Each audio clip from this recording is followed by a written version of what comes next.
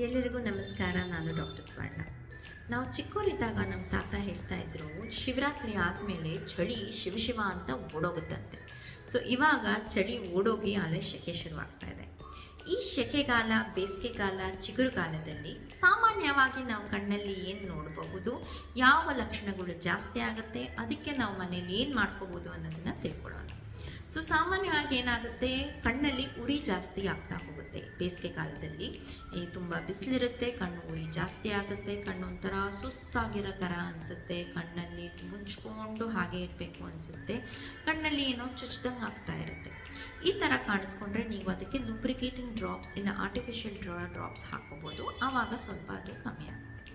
ಎರಡನೇದಾಗಿ ಇವಾಗ ಚಿಗುರುಗಾಲ, ಇಲ್ಲಿ ಎಲ್ಲ ಕಡೆ ಹೊಸ ಎಲೆಗಳು ಬರ್ತಾ ಇರುತ್ತೆ, ಹೂವುಗಳು ಎಲ್ಲ ಕಡೆ ಕಾಣಿಸ್ಕೊತಾ ಇರುತ್ತೆ, ನೋಡೋದಕ್ಕೆ ಕಣ್ಣಿಗೆ ತುಂಬ ಸುಂದರವಾಗಿರುತ್ತೆ. ಆದರೆ ಅಲರ್ಜಿನೂ ಕೆಲವರಿಗೆ ಜಾಸ್ತಿ ಆಗ್ತಾ ಹೋಗುತ್ತೆ.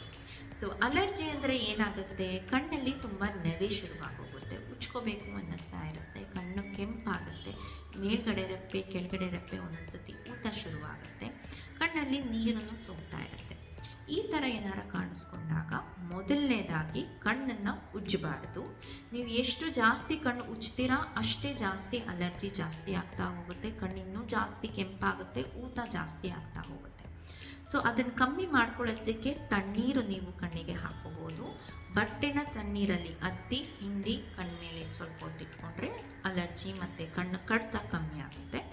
ಇಲ್ಲ ಐಸ್ ಕ್ಯೂಬ್ನ ತೊಗೊಂಡು ಒಂದು ಬಟ್ಟೆಯಲ್ಲಿ ಸುತ್ತಿ ನೀವು ಕಣ್ಮೇಲೆ ಸ್ವಲ್ಪ ಹೊತ್ತಿಟ್ಕೊಂಡ್ರೆ ಕಡಿತ ತುಂಬ ಬೇಗ ಕಮ್ಮಿ ಆಗುತ್ತೆ, ಅಲರ್ಜಿನೂ ಕಮ್ಮಿ ಆಗುತ್ತೆ.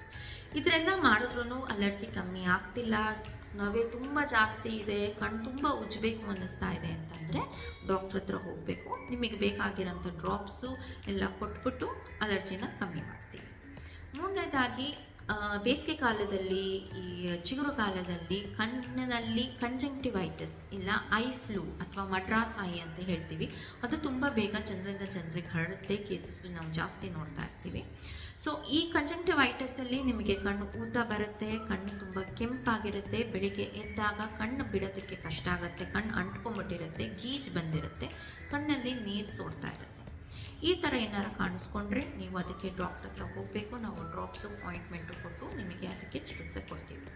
ಸೊ ಹಾಗಾಗಿ ಬೇಸಿಗೆ ಕಾಲದಲ್ಲಿ ನಿಮಗೆ ತುಂಬ ಫಂಕ್ಷನ್ಸ್ ಇರುತ್ತೆ, ಜನರು ಹೊರಗಡೆ ಹೋಗೋದು ಜಾಸ್ತಿ, ಸುತ್ತಾಡೋದು ಜಾಸ್ತಿ, ಇದರೆಲ್ಲರ ಜೊತೆ ಕಣ್ಣನ್ನು ಸ್ವಲ್ಪ ಸುರಕ್ಷಿತವಾಗಿ ಇಟ್ಕೊಳ್ಳಿ. ಜನ ಜಾಸ್ತಿ ಇದ್ದ ಕಡೆ ನಿಮಗೆ ಕಂಜಂಕ್ಟಿವೈಟಿಸ್ಸು ಬರೋ ಸಾಧ್ಯತೆ ಜಾಸ್ತಿ ಇರುತ್ತೆ. ಸ್ವಲ್ಪ ಹುಷಾರಾಗಿರಬೇಕು, ಪದೇ ಪದೇ ಜನ ಇದ್ದ ಕಡೆ ಕಣ್ಣನ್ನು ಮುಟ್ಕೋಬಾರ್ದು. ಯಾಕಂದರೆ ಜನರಿಂದ ಜನರಿಗೆ ಕಂಜಂಕ್ಟಿವೈಟಿಸ್ ತುಂಬ ಬೇಗ ಹರಡುತ್ತೆ. ಧನ್ಯವಾದ.